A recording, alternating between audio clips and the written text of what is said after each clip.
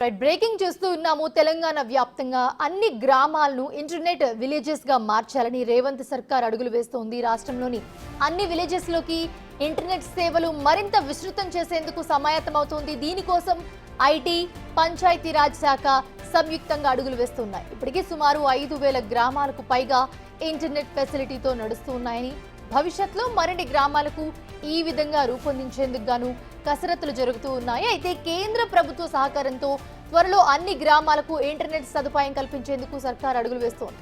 అన్ని గ్రామాలకు fibre network ను విస్తరించి 20 MB ఇంటర్నెట్ అంటే 20 MB ఇంటర్నెట్ కనెక్టివిటీ సదుపాయాన్ని అందించాలని కృషి చేస్తోంది.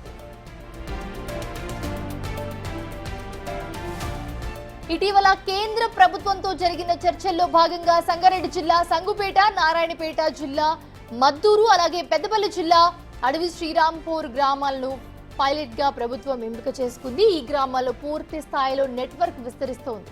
ఈ పైలట్ గ్రామాల్లో ప్రధానంగా cable TV service, cable virtual desktop connectivity, అలాగే 20 MB unlimited internet connectivity, telephone సౌకర్యం కల్పించనుంది. ఈ 3 గ్రామాల ఫలితాల ఆధారంగా రాష్ట్ర వ్యాప్తంగా కూడా ప్రభుత్వం ఇంటర్నెట్ సేవలు అమలు చేసేందుకు కూడా చర్యలు తీసుకోనుంది.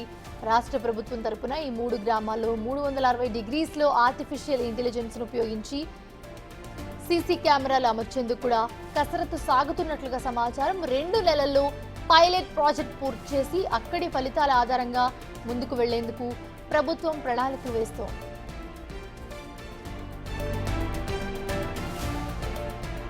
అయితే కేంద్ర ప్రభుత్వం 4 ఏళ్ల క్రితం ఈ panchayati mission mode PMM programme ప్రారంభించింది.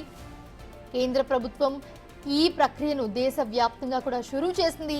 ఆన్లైన్ చెల్లింపులతో సహా ఒకే డిజిటల్ ప్లాట్ఫామ్లో ప్రణాళిక, బడ్జెట్, అకౌంటింగ్, పర్యవేక్షణ, ఆస్తుల నిర్వహణ మొదలైనవి దీని ద్వారా వేగంగా చేసుకోవచ్చు. ఇప్పటి వరకు కూడా దేశవ్యాప్తంగా 2.44 లక్షల జీపీలకి సంబంధించి గ్రామ పంచాయతీ అభివృద్ధి ప్రణాళికను సిద్ధం చేసి అప్లోడ్ చేశారు.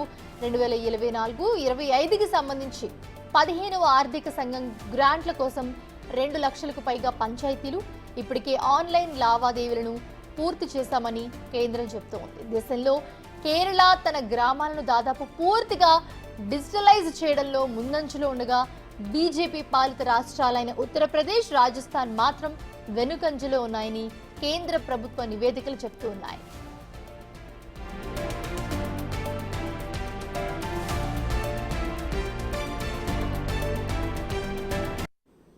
అలాగే తెలంగాణలో మొత్తంగా 12,771 గ్రామ పంచాయతీలు ఉండగా అందులో 10,915 గ్రామాలు ఈ గ్రామ్ సర్వీస్ ఉపయోగించుకునేందుకు రెడీగా ఉన్నట్లుగా అధికారులు చెబుతున్నారు. కేవలం 5,812 గ్రామాలు మాత్రం ఆపరేషనల్ ఈ గ్రామ్ పంచాయతీ అప్లికేషన్ వినియోగించుకోవడంలో ముందున్నాయని వెల్లడించారు.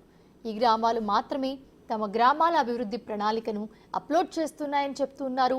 గణాంకాల ప్రకారం చూస్తే గనక కేవలం 50% గ్రామాలు మాత్రమే డిజిటలైజ్ అయ్యాయి. మిగతా వాటిని డిజిటలైజ్ చేయాల్సి ఉందని పంచాయతీరాజ్ ఉన్నతాధికారులు వివరిస్తున్నారు.